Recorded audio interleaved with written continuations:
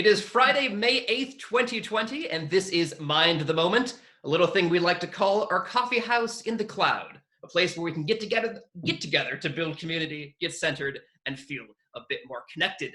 We are smack in the middle of National Nurses Week, which is celebrated every year from May 6th to May 12th, May 12th being Florence Nightingale's birthday. And this May 12th just so happens to be the 200th anniversary of Nightingale's birth. All the more appropriate then that in January of this very year, and for the 18th year in a row, Americans responding to a Gallup poll rated nursing as the most honest and ethical profession. So there's never been a better time to honor the nurses in your life and in your community. And as you do so, I think it's also worth keeping in mind something Nightingale said, quote, "I am of certain convinced that the greatest heroes are those who do their duty in the daily grind of domestic affairs, whilst the world whirls as a maddening dreidel," end quote.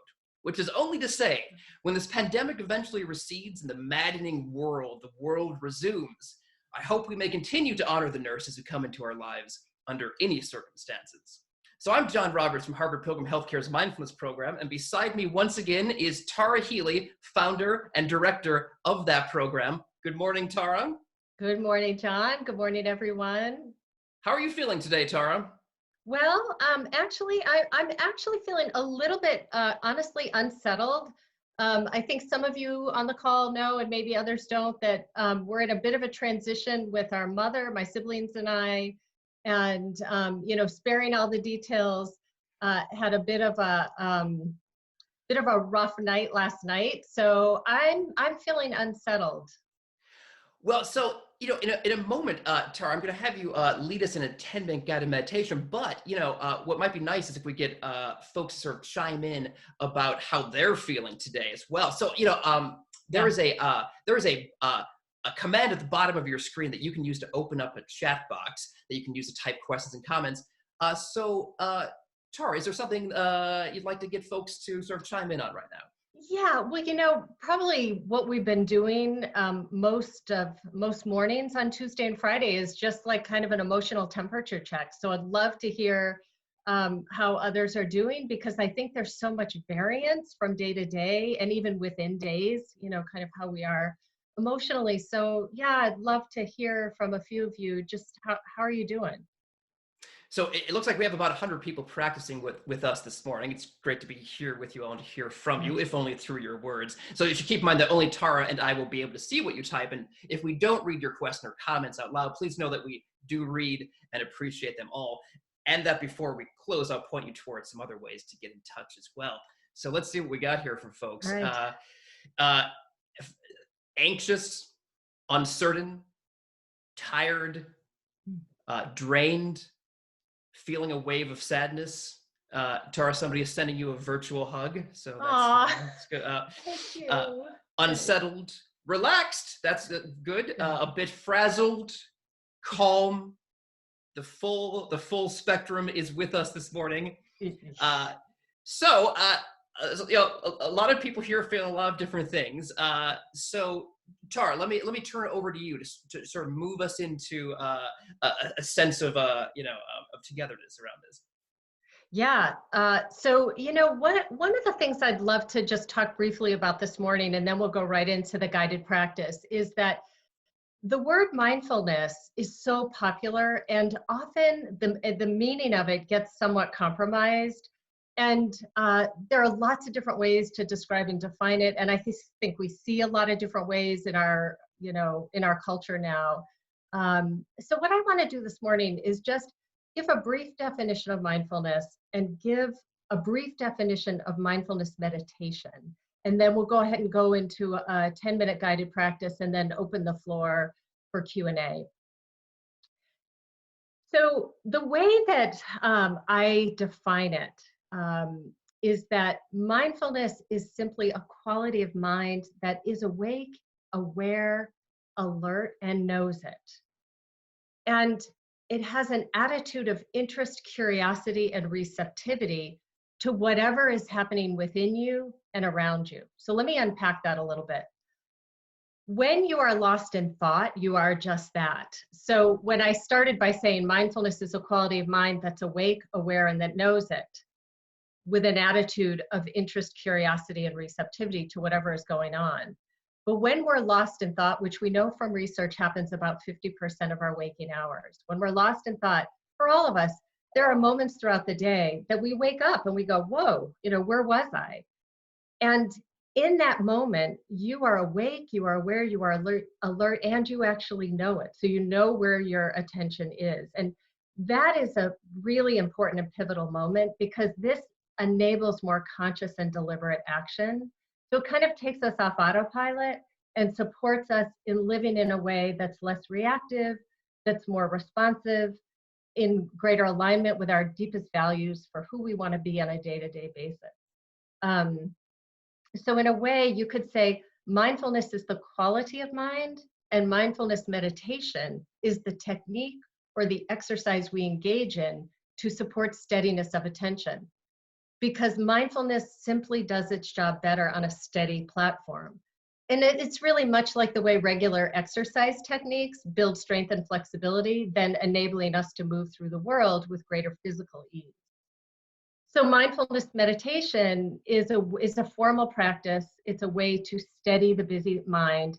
It's something we do on a day-to-day or daily-ish basis for a certain amount of time. And this steadiness then provides a platform for mindfulness to do its job most effectively.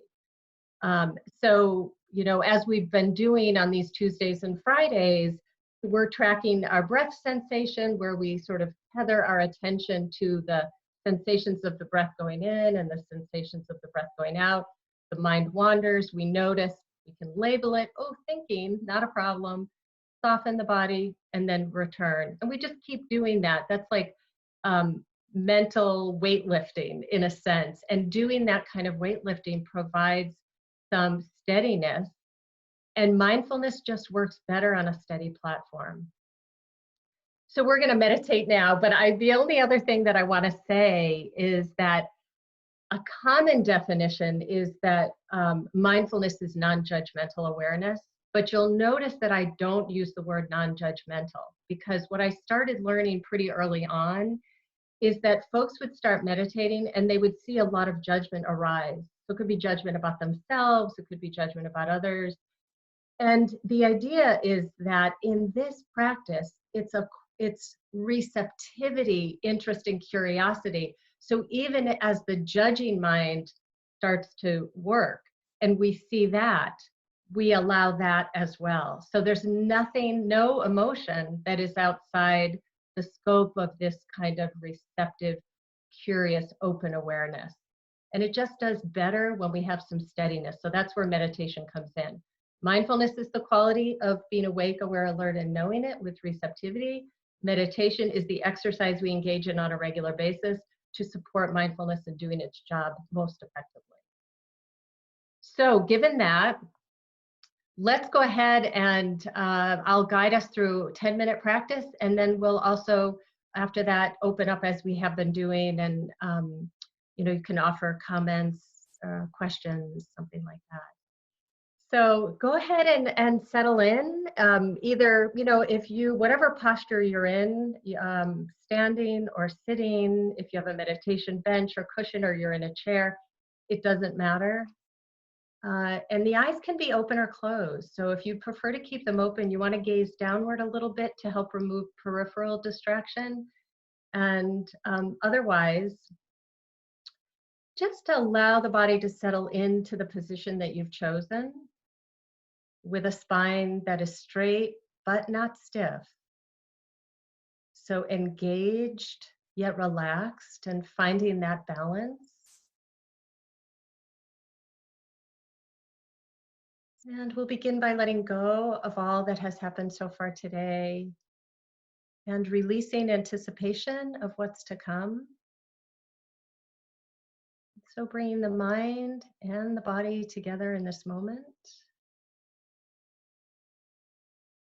And as a way to settle any surface tension, let's begin with a deep inhalation through the nose and a slightly longer exhalation through the mouth. And go ahead and do one more deep inhalation through the nose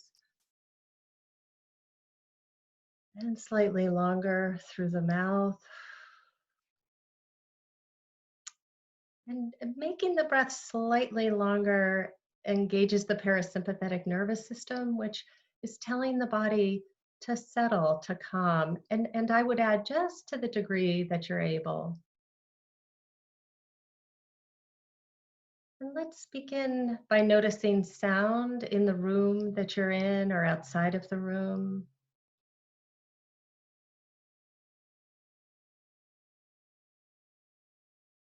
Just receiving sound without labeling what's making it, but just letting the attention rest and to anchor to sound in the room or outside of the room.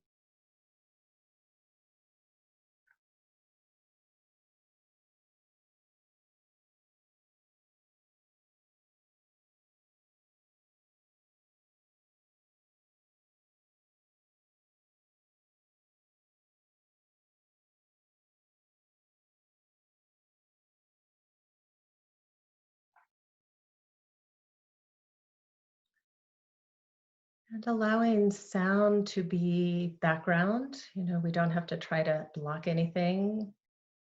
Allowing sound to be there, but more background. Begin to bring the awareness into the body and beginning with the whole body, just noticing sensations from your activity so far. So that could be pulsing or vibration.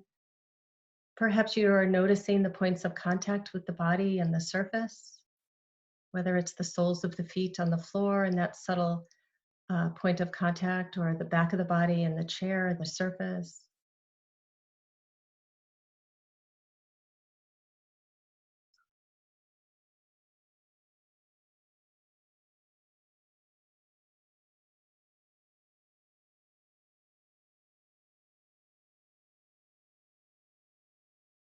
And now beginning to narrow the focus of attention even a little bit further from whole body to body breathing,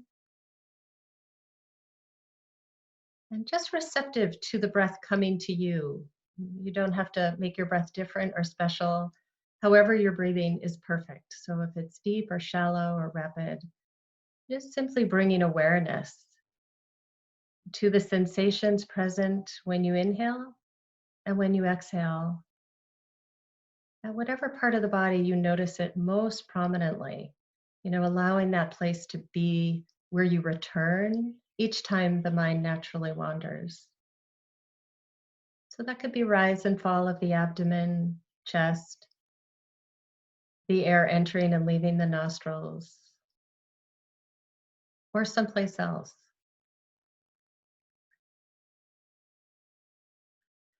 And if you're having trouble with breath this morning, because that can vary, know that you have other options.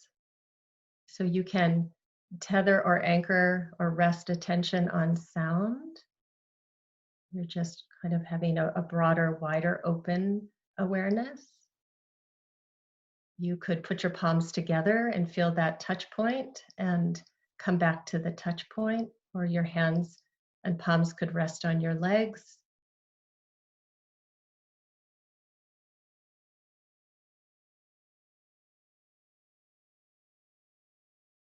And remember, thought is not the enemy in practice. We're not in any way trying to stop it or control it. We just simply see that when a thought has slipped in and we notice it, can actually just make a light note thinking, bring the attention back to your object, soften the body, and just resume practice. And just over and over again. You are doing it correctly. That's the way to do it.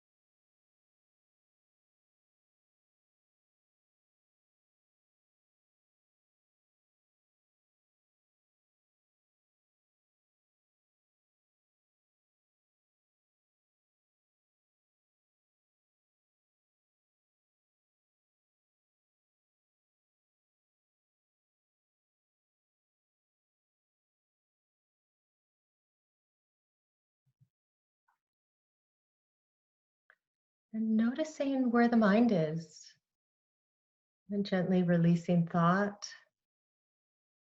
soften the body and return to your anchor.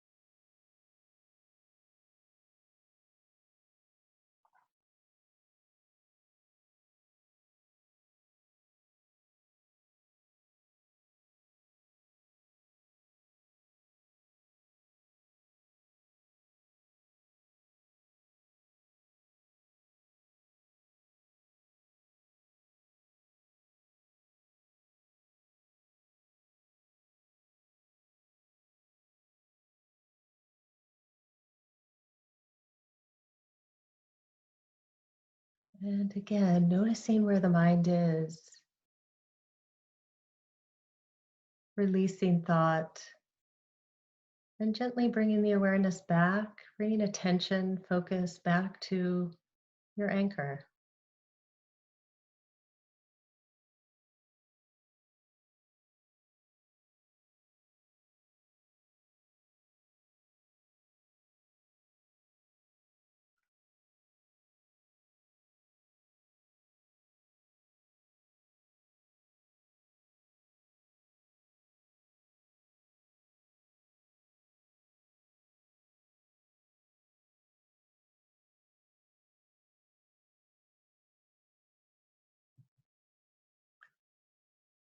And as we bring this meditation to a close, may we be peaceful and at ease. May our heart be soft and open. May we be safe and protected, and our bodies healthy and strong. And may the merit of our practice this morning be for the benefit of all beings. And when you feel ready, allowing the eyes to open and re-engaging. Oh, thank you for that, Tara. So we've been thinking about uncertainty a lot lately. And when uncertainty creeps onto the scene, in my experience at least, fear is seldom found lagging far behind. It feels to me like fear is always riding shotgun in the wagon that uncertainty is pulling. And when that wagon crosses my path, I often find that the poise and self-assuredness that my mindfulness practice has inspired in me to arise erodes a little and may even begin to fall apart. At those times, I'm gratified to have kept these basics of mindfulness practice close to the surface, because when the mind is most radically challenged, I find it's not the most advanced nuances of mindfulness practice that I'm able to call upon, but rather its most basic elements. And right now, the wagon carting fear and uncertainty in my life is filled with thoughts of my family who live in Iowa, which is beginning the process of reopening its businesses, even as COVID-19 is continuing to tear across the Midwest like a hot knife passing through butter. My mother is in a nursing home, and my niece and brother-in-law both have asthma, which places them in a higher risk category for complications from the virus should they contract it. So when I try to focus my thoughts on Iowa, it's difficult. It feels like I'm parachuting into my thoughts from above, and that my parachute is made out of hammers.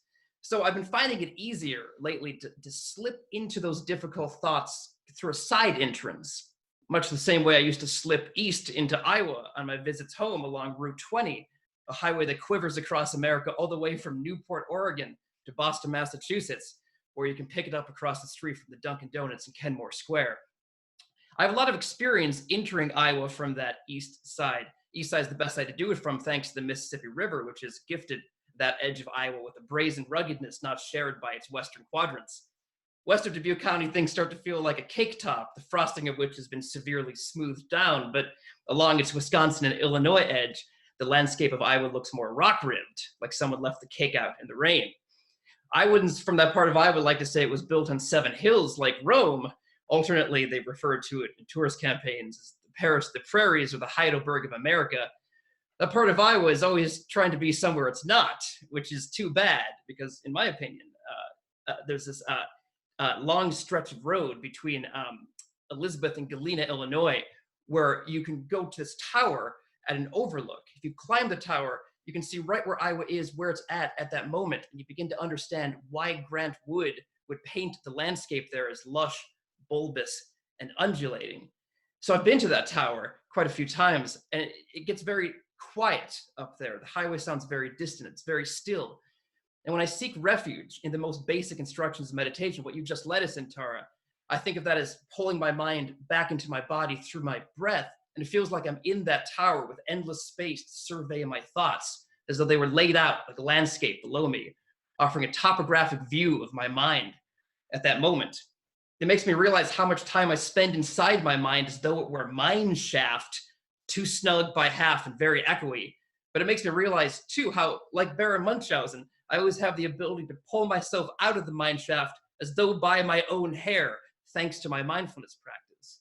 And that stillness is the side entrance through which I can breach anxious thoughts of uncertainty, so that when I reach out to my father, still in Iowa, scared for his family, I can extend to him the space he needs to lay out his own thoughts and worries. So, Tara, another thing that Florence Nightingale is known to have said is how very little can be done under the spirit of fear. And fear is so often inspired by uncertainty, but mindfulness perhaps is a way to make an uncertain world seem a little less fearsome, even if doing so does require going back to the basics. What do you consider to be the most important thing that individuals need to know as they begin learning and practicing mindfulness? Yeah, well, I wouldn't say there's one thing, but I think what comes to mind for me is the importance of sort of releasing expectations of what the meditation is going to be, and see what it is, what shows up for you emotionally and physically. So I think, sometimes people will say they had a really good meditation or they had a really bad meditation. And I would challenge that a little bit and say, it's just meditation. That I think if there's an expectation that I'm going to feel better, calmer, or more relaxed when I sit down to do this practice, that's like, I would say there needs to be a shift in attitude. Again, going back to just practicing with open, receptive, curious awareness to whatever arises, because it's all what it is. So it's not good or bad. I think there are meditations that you just generally have more ease, for a whole variety of reasons, maybe. And there are times that you're in meditation where it's anything but ease. It's all good. It's all good, because what you're learning to do is, especially with the unpleasant emotions or body sensations, cramps, or so whether physically or emotionally, when it's unpleasant, you're actually learning to have some balance and with that unpleasantness by turning toward and receiving the experience of the unpleasantness. When it's a pleasant meditation, it's just easier, so I would say, when you sit down to meditate, have no expectations of good or bad, just see what happens. And the practice is, how can I engage this particular thing that has arisen? How can I work with it with more spacious, curious, open attention?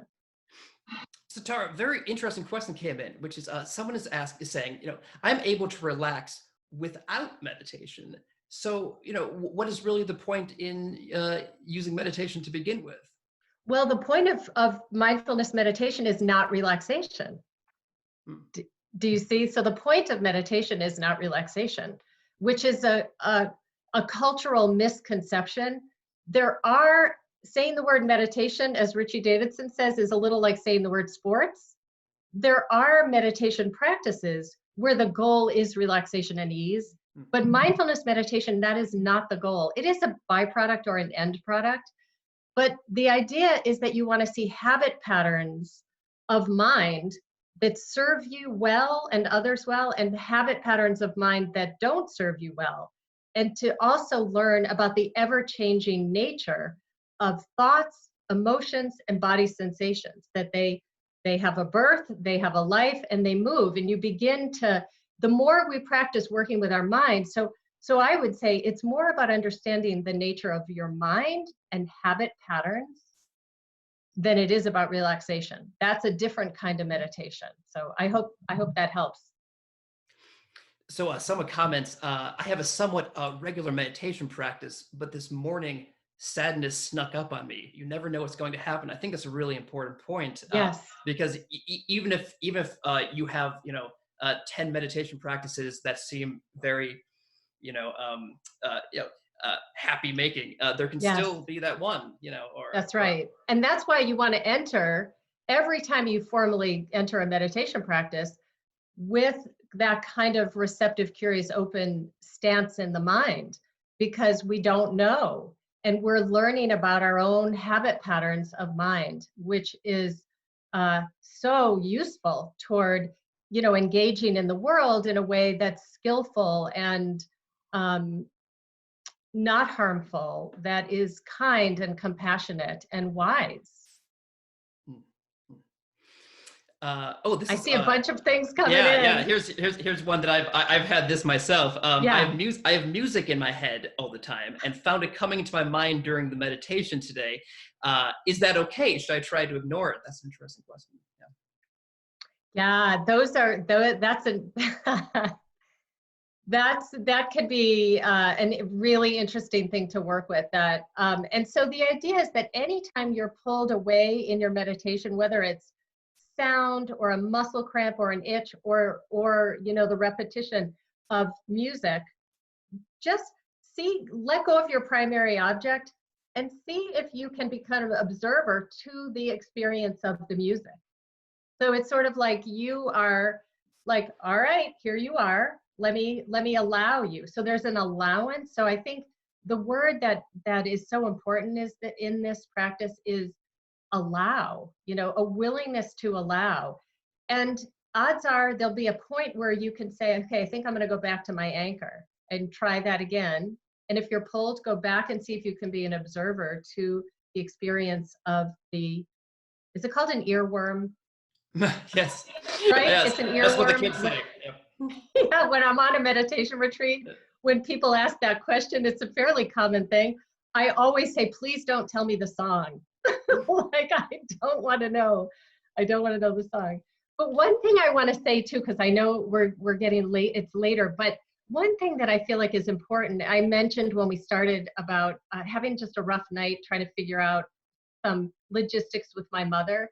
And I was really not able to sleep at all. But what I find helpful a lot of the time is just bringing, ease. So the phrases of, may I have ease, may I be patient, may I be well. And I started doing that last night, and before I knew it, I fell asleep. That doesn't always work, but it's a great, you don't have to actually feel those things. You just are inclining the mind in that direction. So. Thank you, Tara. So as we're ending, I just want to tip my hat one final time to Florence Nightingale, who said, live life when you have it. Life is a splendid gift. There is nothing small about it. So that's, I think, a pretty good sentiment to end on, and also to remind everyone that we are back here every Tuesday and Friday at 8:30 a.m. Eastern Time. You can find the links to these sessions and other resources at our main site at harvardpilgrim.org/mindfulness. Please do drop us a line at askmtm@harvardpilgrim.org, or leave a comment on our Facebook page. Let us know what's on your mind. You can also leave us a voicemail at my desk number, which is 617-509-7047. You can rewatch this session and older sessions on our YouTube page and find guided meditations on our SoundCloud page. And one more special announcement. In just a few weeks, Tara will be leading our very first free virtual workshop for the public, introducing mindfulness, but featuring content suitable for all levels of experience.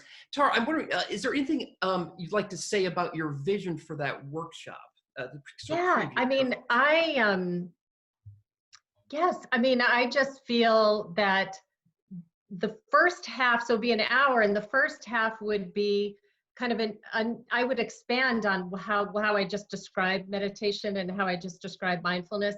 And then the second half hour would just be like a dialogue, a Q&A, and kind of what we do at the end of these. Excellent. All right. So we'll be announcing more about that next week. Tara Healey, thank you for guiding us this morning. Thank you, John. And thanks everyone for joining. I really love hearing from you and working these questions together, because if one person's question is usually like 90% of the people have a similar one. So thank you all, and have a good day. See you again soon. Bye-bye.